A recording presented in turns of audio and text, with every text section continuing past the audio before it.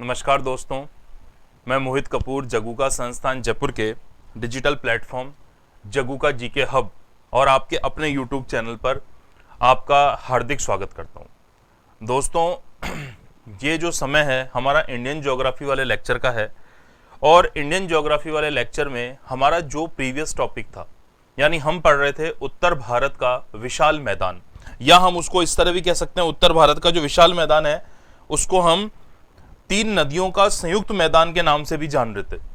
यानी एक नदी तो आपकी हो गई सिंधु, दूसरी हो गई गंगा और तीसरी नदी हो गई ब्रह्मपुत्र। इन तीनों नदियों ने लाखों वर्षों में इस मैदान का निर्माण किया है, जिसमें हम इन तीनों में से सबसे प्राचीन नदी किसे मान सकते हैं? सिंधु को मान सकते हैं, और सबसे नवीनतम नदी मान सकते हैं तीनों में से गंगा को। मैदान के विभिन्न पार्ट आपको बताए थे, डायग्राम के साथ बताए थे।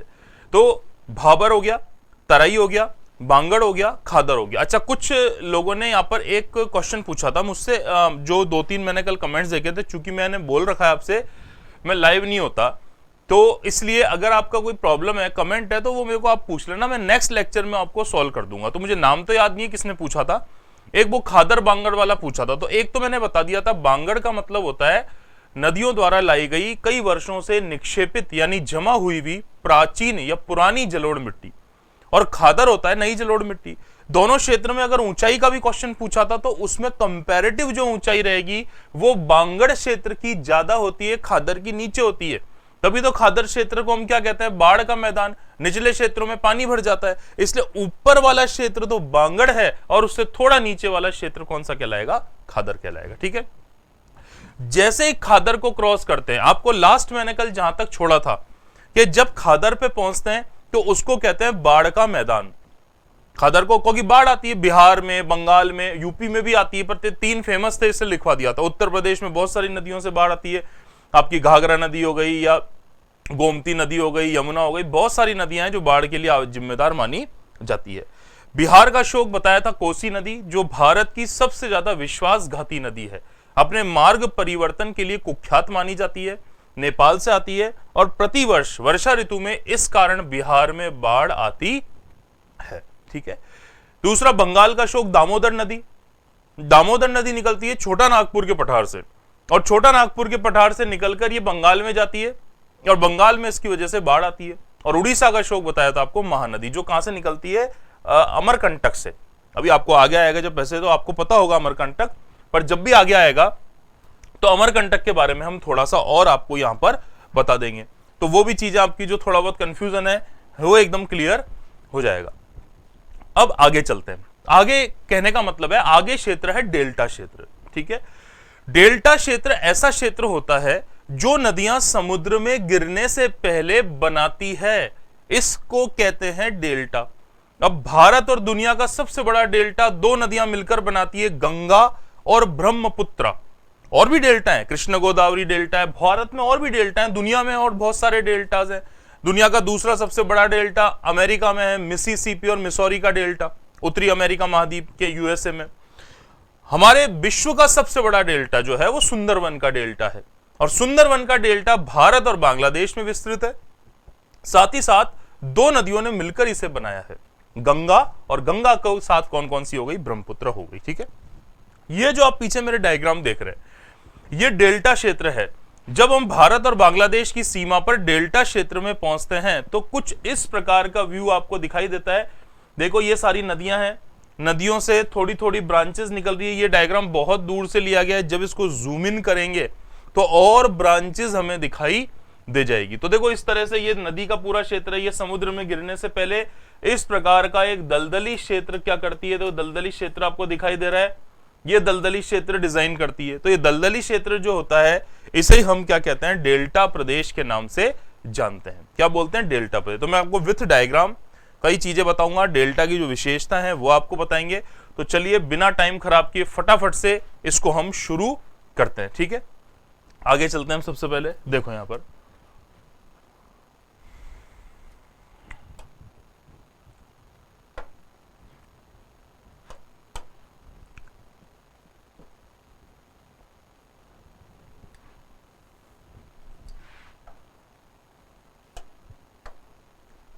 देखो,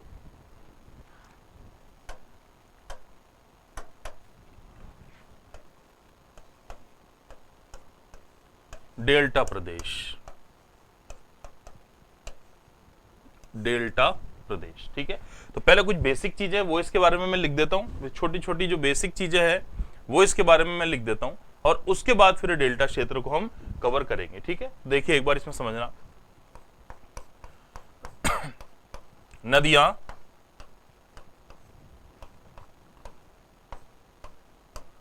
समुद्र में गिरने से पूर्व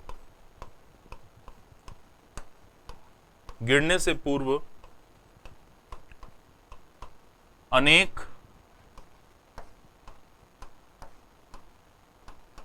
वितरिकाओं में विभाजित हो जाती है, अनेक वितरिकाओं में विभाजित हो जाती है। थोड़ा ध्यान से देखना, इसलिए मैं इसको लिख रहा हूं पूरा, क्योंकि थोड़ा सा अगर ऐसी लैंग्वेज आ जाती है, कभी कभी प्रश्न पत्र में क्या करते हैं आपके, इस प्रकार की लैंग्वेज दे देते हैं, और इस प्रकार की लैंग्वेज देके फिर क्वेश्चन कहते हैं कि ये हम किस क्षेत्र के बारे में आपको बता रहे हैं। ठीक है, तो वहां आपको थोड़ा आसान हो जाता है, इसलिए लैंग्वेज लिख दी है। वितरिकाओं में विभाजित हो जाती है तथा अपने द्वारा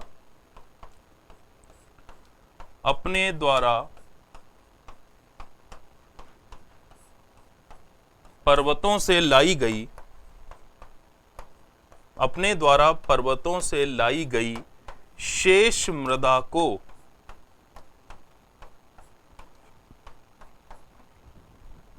यहां पर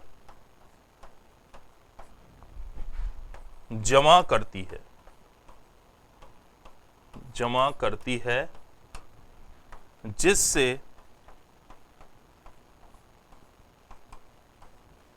दलदली क्षेत्र का निर्माण होता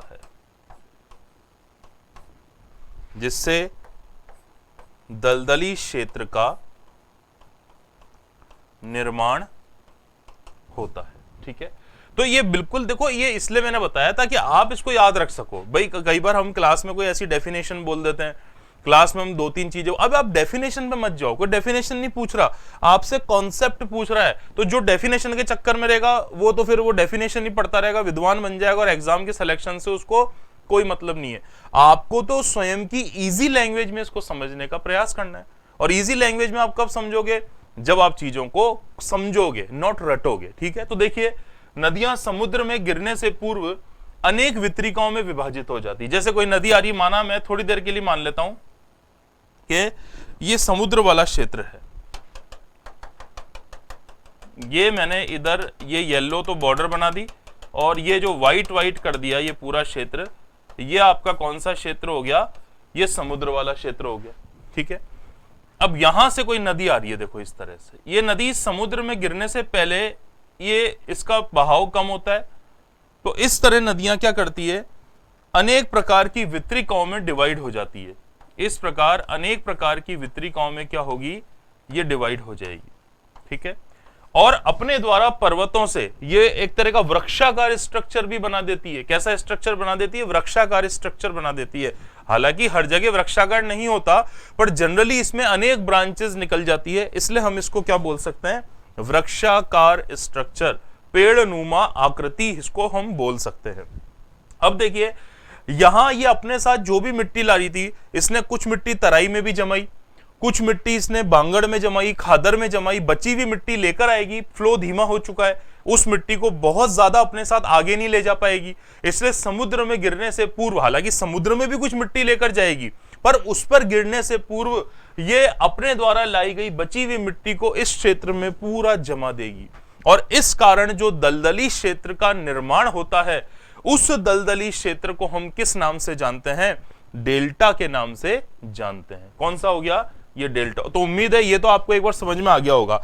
कई लोग इसको बेसिन भी कह देते हैं, पर बेसिन जो होता है वो एक छोटा डेल्टे का प्रकार मान सकते हैं, बाकी मुख्य जो बड़ा एरिया बनता है उसको हम क्या बोलेंगे, डेल्टा कहेंगे। तो डेल्टा कोई एक नहीं है, डेल्टा क्षेत्र भारत में बहुत सारे हैं, जितने भी समुद्र तट है वहां पर डेल्टा बनता है। जैसे मैं आपको उदाहरण के लिए बताऊं, अगर इस तरह से हम भारत का मैप देखते हैं, तो यहां तो आपको जो डेल्टा मिलेगा वो कौन सा मिलेगा, बंगाल की तरफ सुंदरवन, बंगाल की तरफ जो डेल्टा मिलेगा वो कौन सा मिलेगा, सुंदरवन का डेल्टा मिलेगा। कौन सा डेल्टा मिलेगा, सुंदरवन का डेल्टा मिलेगा। इसी की जगह ये एक हो गया, ये तो कितना क्षेत्र हो गया आपका, एक क्षेत्र हो गया, ठीक है।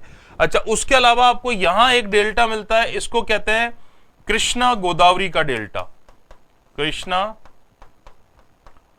गोदावरी डेल्टा। आंध्र प्रदेश के पास एक डेल्टा मिलता है जिसको हम क्या कहते हैं, कृष्ण गोदावरी डेल्टा कहते हैं। तो डेल्टा क्षेत्र में यहां पर पेट्रोलियम निकाला जाता है, इसको कृष्ण गोदावरी बेसिन भी कहते हैं। अब आप बोलोगे बेसिन भी है, डेल्टा भी है, तो बड़ा एरिया जो है वो डेल्टा के रूप में माना जाता है, ठीक है। तो अब हम सीधे, ये तो मैंने आपको बताया डेल्टा क्षेत्र होता क्या है। अब मैं आपको सीधे भारत का जो मुख्य डेल्टा है, जो आपकी परीक्षा में डायरेक्टली फ्रिक्वेंटली एकदम स्ट्रेट फॉरवर्ड पूछा जाता है, सुंदरवन का डेल्टा, उसकी चर्चा करते हैं, विशेषताएं देखते हैं, ठीक है। आगे वाली स्लाइड पे चलेंगे हम। देखिए यहां मैं लिख देता हूं,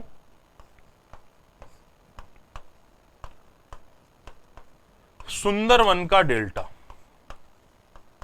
सुंदरवन का डेल्टा, या इसको मैं दूसरे शब्दों में बोल देता हूं, गंगा ब्रह्मपुत्र का डेल्टा। भाई गंगा और ब्रह्मपुत्र दो नदियों ने मिलकर बनाया है ना इसे, तो या तो हम इसको क्या बोल देता हूं, सुंदरवन का डेल्टा कह देता हूं, या इसको मैं क्या कह देता हूं, गंगा ब्रह्मपुत्र का डेल्टा कह देता हूं। तो थोड़ा सा आपको चीजें जो है उनको ध्यान रखना है, ठीक है। अब देखिए यहां पर क्या क्या विशेषता है। तो सबसे पहली बात, ये कौन कितने देशों में विस्तृत है,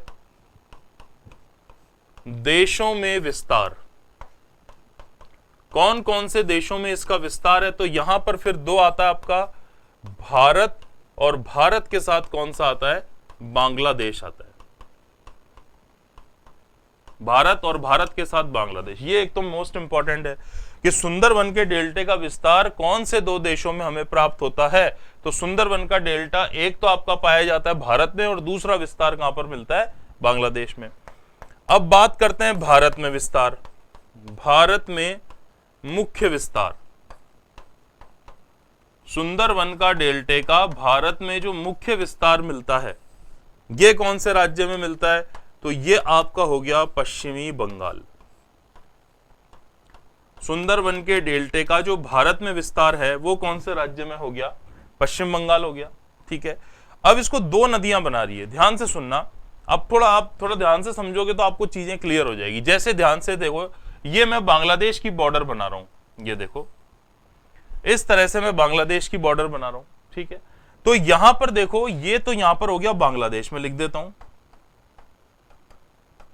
ये हो गया बांग्लादेश। जब नदियां आएगी उसमें तब और चीजें क्लियर हो जाएगी। ये हो गया भारत, ये भारत हो गया, ये बांग्लादेश हो गया, ये इनकी सीमा रेखा मान ली थोड़ी देर के लिए, ठीक है।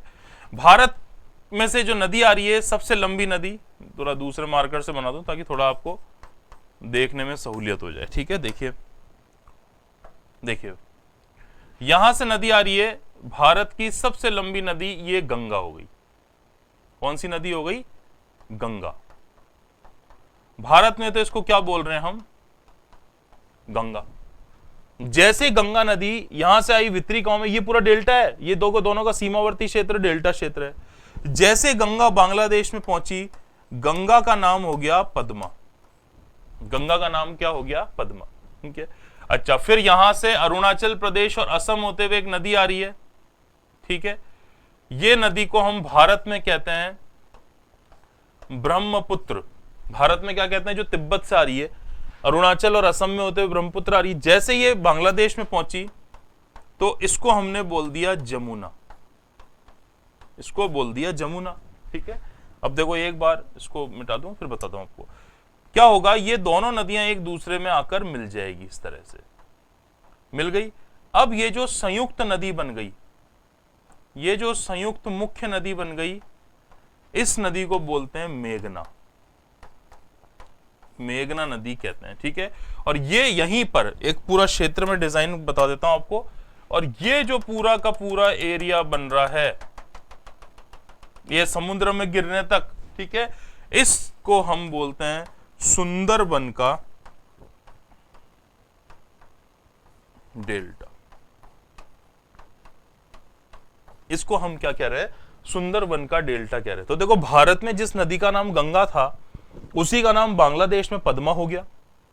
भारत में जिस नदी का नाम ब्रह्मपुत्र था, उस नदी का नाम बांग्लादेश में जमुना हो गया। जब पद्मा और जमुना मिली तो उनको संयुक्त रूप से, उनको ज्वाइंट फॉर्म में हमने मेघना कह दिया। ये भी वितरिकाएं बनाते हुए डेल्टा क्षेत्र बनाएगी। तो इस पूरा एरिया जो भारत से लेकर और बांग्लादेश तक फैला हुआ है, इस पूरे को हम क्या बोलते हैं? सुंदरवन का डेल्टा कहते हैं। तो इसलिए इसको हम चाहे तो गंगा ब्रह्मपुत्र का डेल्टा कहते हैं, चाहे तो क्या बोलते हैं? सुंदरवन का डेल्टा। यहां एक और लाइन में एंटर कर देता हूं, विश्व का सबसे बड़ा डेल्टा, विश्व का सबसे बड़ा डेल्टा जो बोला जाता है वो कौन सा माना जाता है?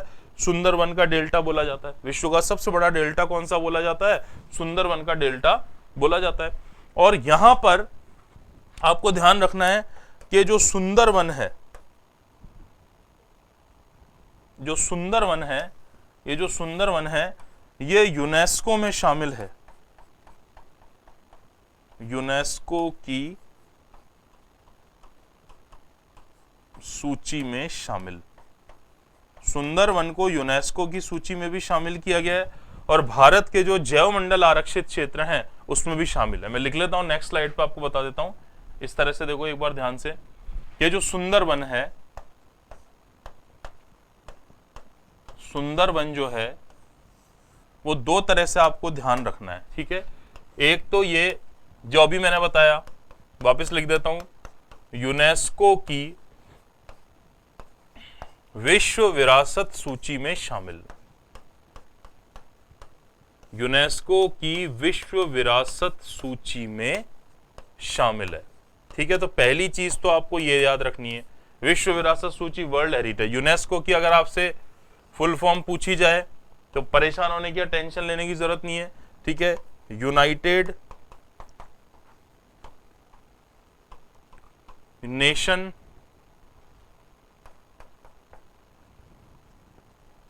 देखो, इसकी फुल फॉर्म आपसे कई बार पूछी जाती है, ठीक है।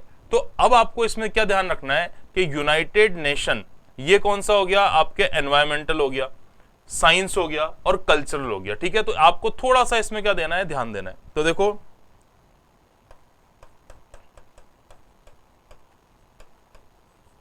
एनवायरमेंट, साइंस एंड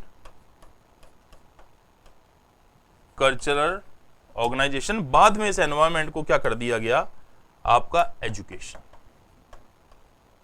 बाद में क्या हो गया?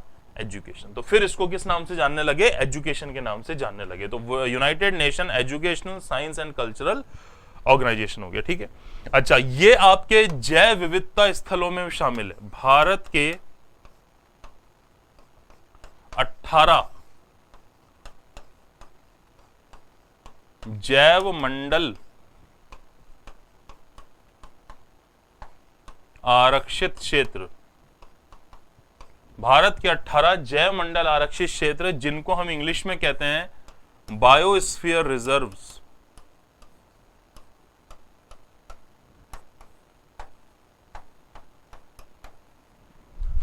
में शामिल।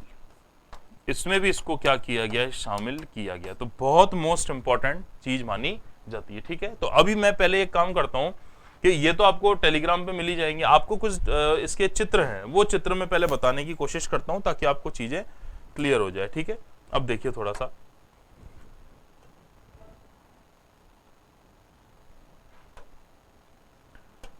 देखो इसमें अलग अलग क्षेत्र है। ये क्षेत्र मैंने आपको बताया था, ये डेल्टा क्षेत्र है, ये पूरा सुंदरवन का डेल्टा क्षेत्र है। नदियां देखो अलग अलग क्षेत्र में बहकर आ रही है और विभिन्न प्रकार के डेल्टा का निर्माण कर रही है, ठीक है।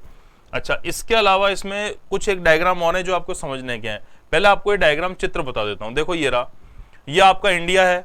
यहां पर देखो, आप ढंग से इसको देखोगे तो ये आपका इंडिया है, ये सुंदरवन नेशनल पार्क भी हो गया, ठीक है। और ये जो पूरा हो गया, ये आपका कौन सा हो गया? ये बांग्लादेश हो गया। तो देखो भारत और बांग्लादेश के बीच में जो नदियां, ये देखो मुख्य नदी गंगा एंटर करी, तो इस तरह से ये डिस्ट्रीब्यूट करते हुए बंगाल की खाड़ी में गिरने से पहले, बंगाल की खाड़ी में गिरने से पहले ये येलो कलर का जो आपको दिखाई दे रहा है, ये पूरा कौन सा क्षेत्र है? डेल्टा क्षेत्र है। ये देखो, ये पूरा आपको ये ग्रीन और येलो कलर में दिखाई दे रहा है, ये पूरा क्षेत्र जो है ये डेल्टा क्षेत्र है, जो गंगा, ब्रह्मपुत्र और उनकी सहायक नदियों ने इस क्षेत्र को यहां पर डिजाइन किया है। तो ये आपको ध्यान रखना है। देखो दोनों की सीमा पर आप देखोगे इसका ज्यादातर एरिया किस में आ रहा है, बांग्लादेश में आ रहा है, और जो कुछ एरिया है वो कहां पर आ रहा है, भारत में आ रहा है। जबकि भारत में इस क्षेत्र का जो हिस्सा है उसको हम क्या कहते हैं, सुंदरवन नेशनल पार्क के नाम से जानते हैं, जहाँ के टाइगर बहुत फेमस हैं।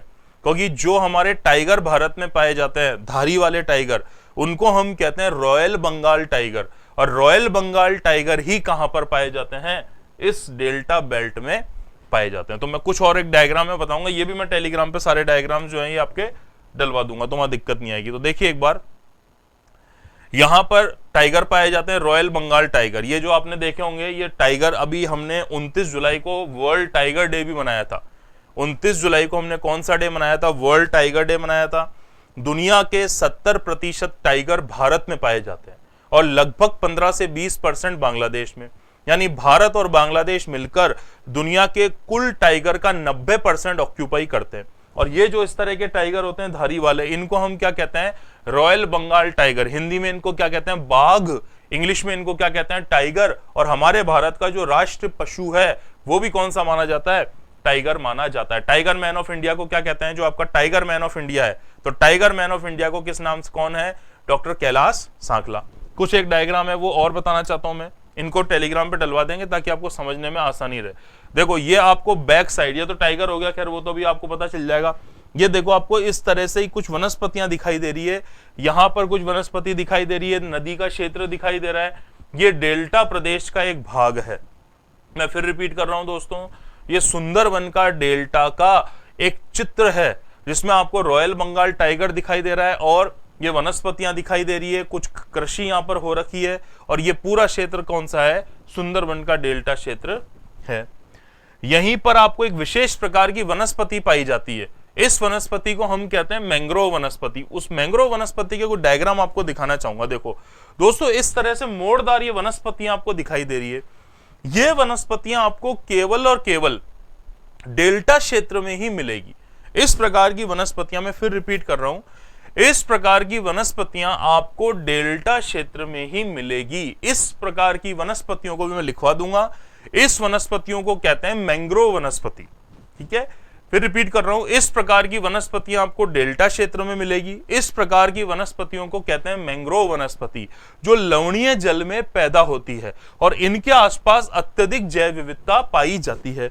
एक और डायग्राम है इसका जो मैं बता दूं आपको, ये देखिए, ये जो आपको डायग्राम में वनस्पतियां दिखाई दे रही है, देखो इस तरह से ढलानदार क्षेत्र में, और ये डेल्टा है, और ये भी किस प्रकार की वनस्पति है आपकी, ये मैंग्रोव वनस्पति है। तो ऐसे अलग अलग डायग्राम के माध्यम से आपके माइंड में इमेज फिट हो जाती है कि हम चीजों को किस प्रकार से समझें।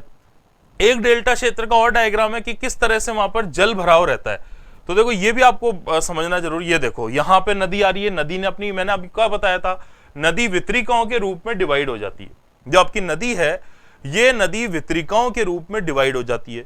तो जब वितरिकाओं के रूप में डिवाइड हो जाती है तो इसका इधर उधर जल भर जाता है, जल भर जाता है तो वहां वनस्पति भी उग जाती है। तो देखो ये नदी का कुछ जल आया हुआ है, ये वनस्पति, दलदली क्षेत्र है पूरा, ये जल आ गया तो यहाँ वनस्पति, ये दलदली क्षेत्र हो गया।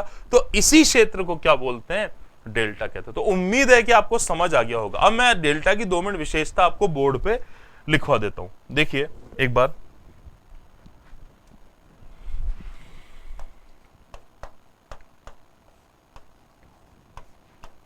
डेल्टा की विशेषताएं, और स्पेशली जो हम डेल्टा की विशेषता लिखवा रहे हैं वो किसकी लिखवा रहे हैं, सुंदरबन।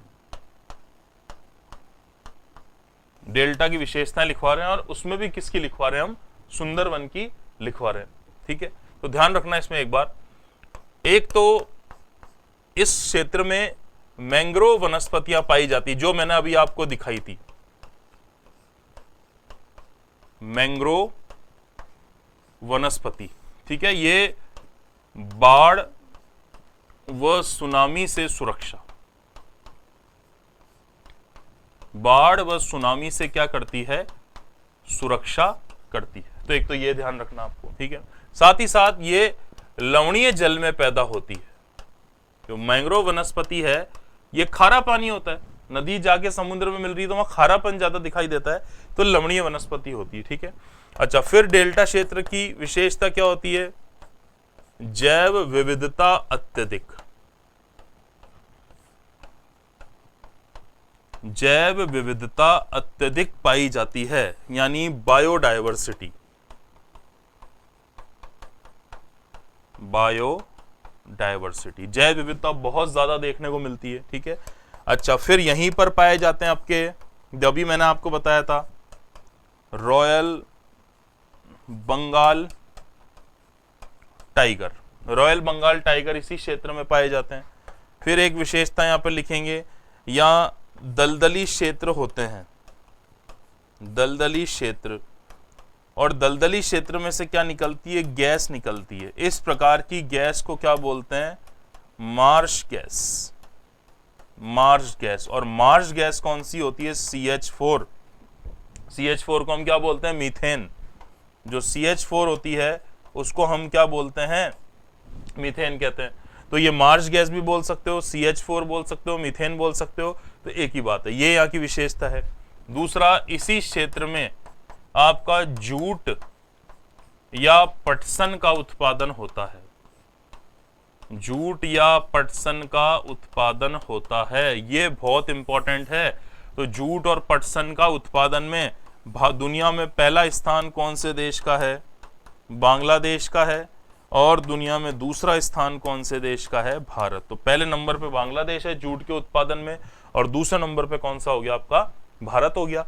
इसी तरह जूट या पटसन को देखेंगे, इसके अनुप्रयोग देखेंगे। अनुप्रयोग किस किस काम में आता है, तो अनुप्रयोग में देखेंगे तो एक तो रस्सी व बोरे बनाने में, रस्सी व बोरे बनाने में। ठीक है, तो जब स्वतंत्रता से पहले, जब भारत, बांग्लादेश, पाकिस्तान सब एक था, तो उस समय जूट और पटसन का पूरी दुनिया में सबसे बड़ा उत्पादक और निर्यातक भारत हुआ करता था। जैसे 1947 में विभाजन हुआ तो बांग्लादेश को हम पूर्वी पाकिस्तान कहने लग गए। बांग्लादेश में जो जूट का उत्पादन क्षेत्र था वो तो शिफ्ट हो गया बांग्लादेश में। ठीक है, जबकि उसके जो कारखाने थे वो कहाँ रह गए, भारत में।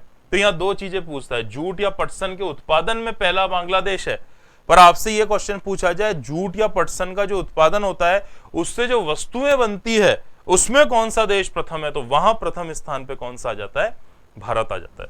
तो दोस्तों, आप चाहो तो इसका स्क्रीनशॉट ले सकते हो, मैं टेलीग्राम पे इसको दे दूंगा।